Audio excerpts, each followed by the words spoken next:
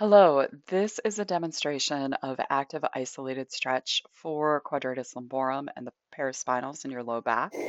We're going to start by showing you where you're aiming for.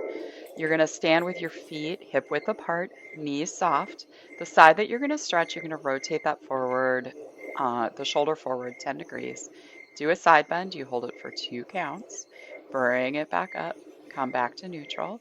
Rotate that forward, shoulder 10 degrees, side bend 2 counts, bring it back, relax, and then we're going to go over and do the other side. Typically, we want to do both sides fairly evenly, but if you have one side that's tighter than the other, feel free to do more stretches on the side that's tighter. Okay?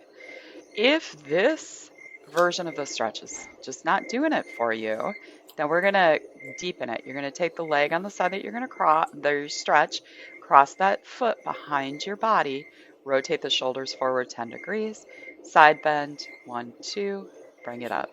If you need something to balance on, like obviously I do, please don't hesitate to have that accommodation. This should deepen that stretch for you. All right. Thank you so much for joining me, and I hope this helps you out.